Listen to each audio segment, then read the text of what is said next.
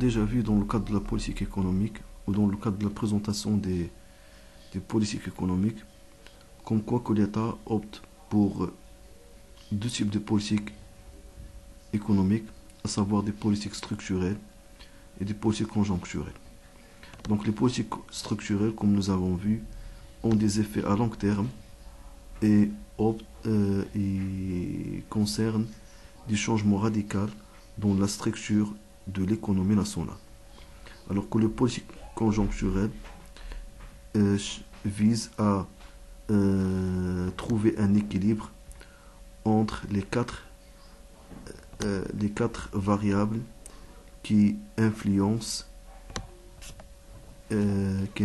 l'économie d'un pays, à savoir la croissance économique, le taux de chômage, le taux d'inflation et l'équilibre extérieur. Et parmi donc les politiques conjoncturelles qui travaillent sur ces quatre variables, ces quatre grandeurs économiques, on trouve la politique budgétaire. Donc avant de mettre en relief les différentes actions ou les instruments de la politique monétaire, il est utile de s'interroger dans un premier temps sur la notion de budget, d'analyser la loi de finances, de décortiquer les composantes de la loi de finances et de savoir comment on calcule et on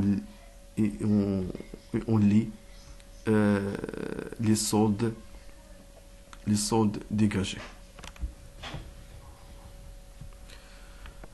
Concernant la notion du budget suit l'évolution de la doctrine économique et suit l'évolution de l'histoire de la pensée économique.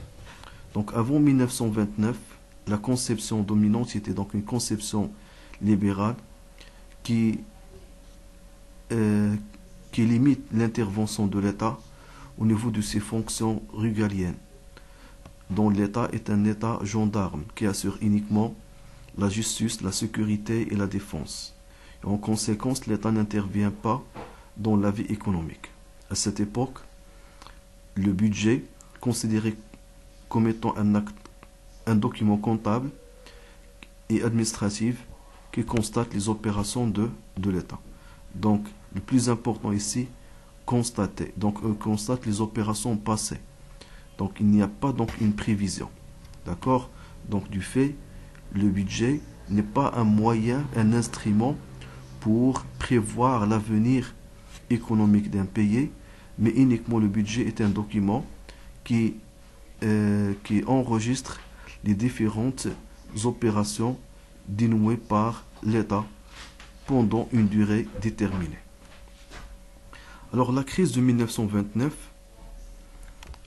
qui a marqué la défiance de la conception libérale, la défiance de la loi du marché, a donné la naissance à un État-providence, un État-providence plutôt, donc un État qui participe au développement de l'ensemble des secteurs institutionnels, un État qui procure pour ces secteurs institutionnels les moyens de ses prospérités. Donc on parle d'un État interventionniste dans tous les volets, y compris le volet économique. Avec la conception keynésienne qui marque cette époque, on a passé d'une notion du budget à la notion de la loi de finances.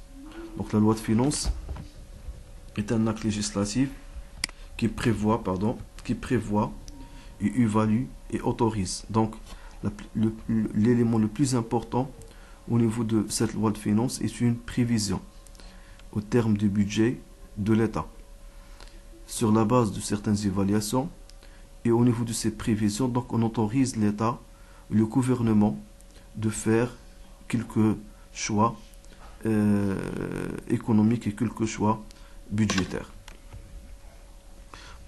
Donc cette loi de finances concerne donc une année budgétaire, d'accord? Donc chaque année, le Parlement vote la loi de finances préparée préalablement dans le cadre d'un projet de loi par le gouvernement. On distingue entre trois lois de finances, la loi initiale, la loi rectificative et la loi de règlement. Donc la loi initiale, c'est la première loi de finances votée par le Parlement. La loi rectificative, s'il y a donc des changements dans l'économie, le gouvernement peut proposer une rectification de la loi de finances et déposer donc le projet de la loi rectificative auprès du Parlement ou afin d'être voté par les représentants de la nation. Et par la suite, donc, une loi de règlement qui précise les procédures afin d'appliquer les dispositions de la loi de finances. Donc, la loi de finances, selon la conception keynésienne, selon donc la conception interventionniste de l'État, précise les différents soldes et les différentes recettes, les différentes dépenses prévisionnelles de l'État pour une durée déterminée. Donc, l'étude de la loi de finances 2020 permet de relever des recettes ordinaires du budget général et des dépenses ordinaires. Donc, les recettes ordinaires se composent principalement de recettes fiscales et de recettes non fiscales. Concernant les recettes fiscales, sont des impôts et taxes assimilés, impôts indirects, droits de douane, droits d'enregistrement et de timbre. Alors que les recettes non fiscales sont des recettes qui n'ont rien à voir avec les impôts, des recettes provenant principalement de la cession de participation de l'État. L'État a des participations في certains organismes productifs, مثلا des hôtels, des usines, etc. où l'État a cédé donc la part d'elle. Le produit de cession de titres de participation de l'État fait partie des recettes non fiscales. Le cas par exemple de la cession de la part de l'État de 8% de l'État de Maroc Télécom, ou le cas de la cession de l'hôtel Mamounia. Donc, ce sont deux opérations de cession de participation de l'État. Qui sont des produits de monopole et d'exploitation, de participation financière de l'État. L'État a des participations des entreprises, ou là, il y a des entreprises qui ont le monopole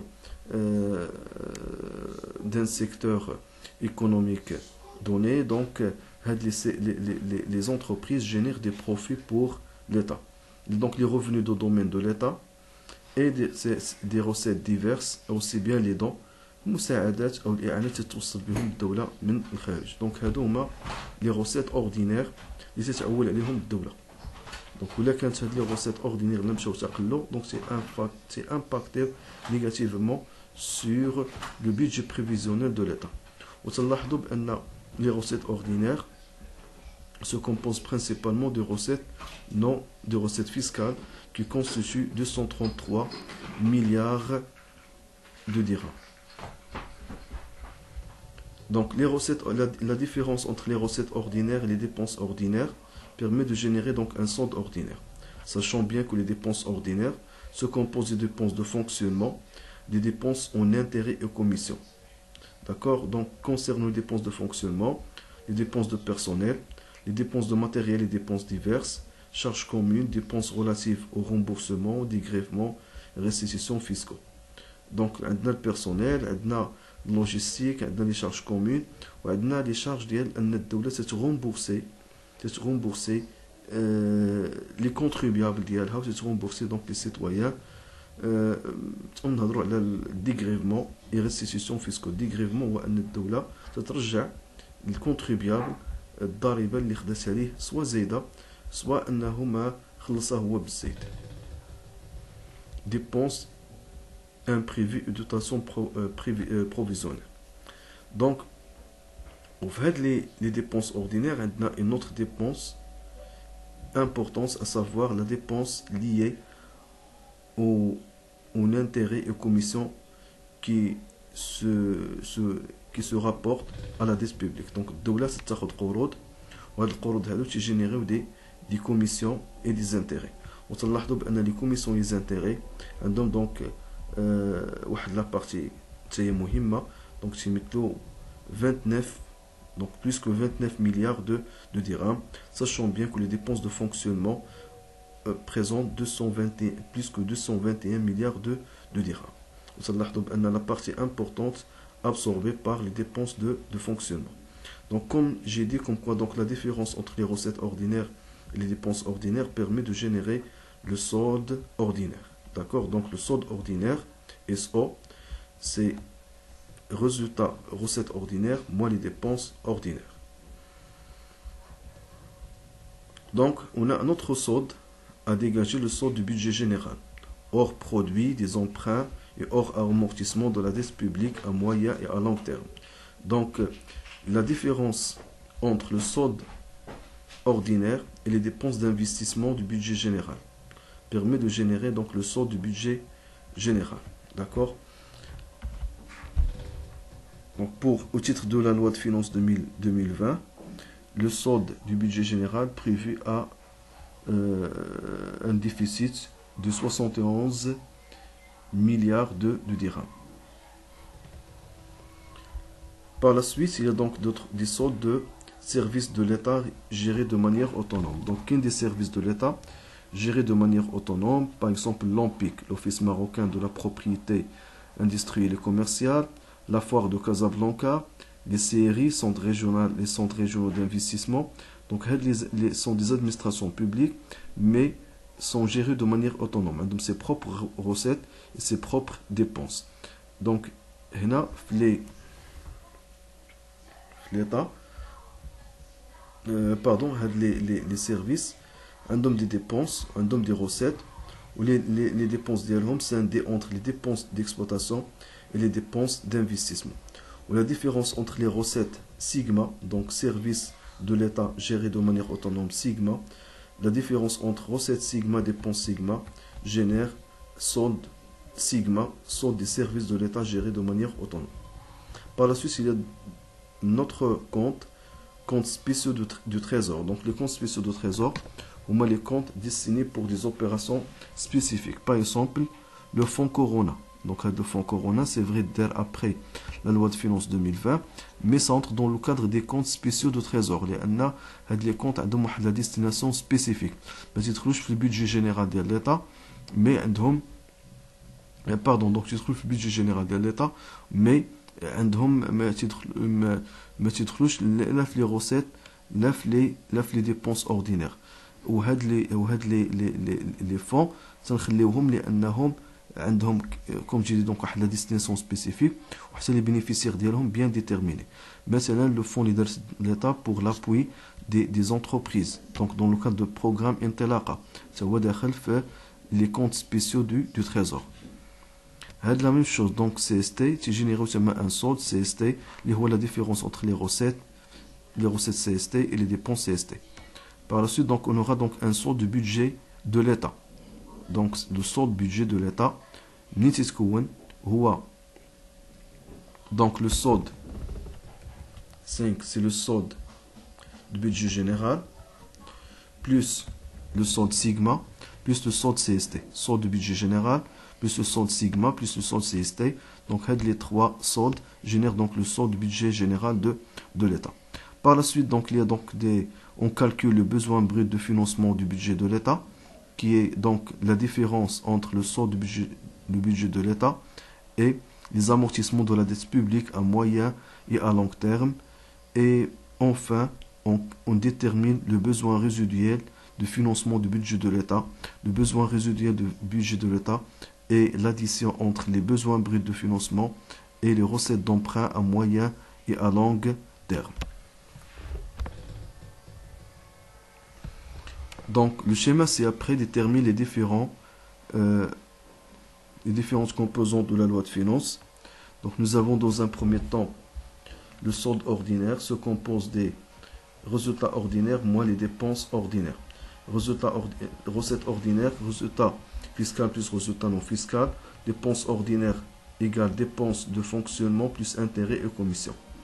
La différence entre les soldes ordinaires et les dépenses d'investissement permet de générer donc le solde budget global le solde budget, pardon, donc le solde budget général, hors produit des emprunts et hors amortissement de la dette publique à moyen et à long terme. Par la suite, les recettes sigma. Les recettes sigma, donc, solde sigma, recette sigma, moins dépenses sigma. Solde CST. Solde CST, recette des comptes spéciaux, le trésorier, recette CST, moins dépenses CST.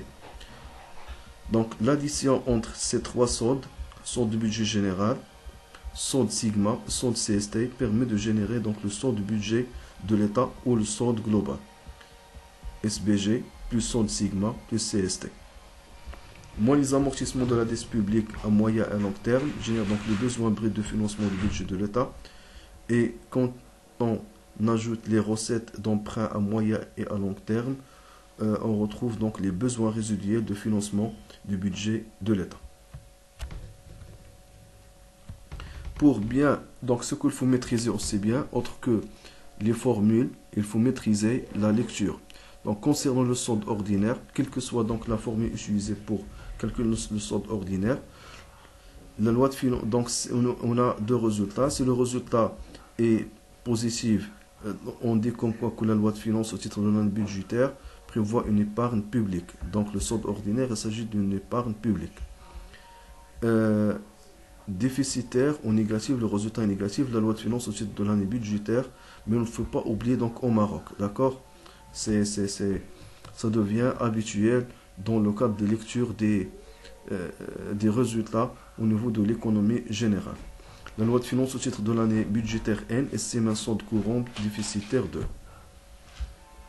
le solde budget général.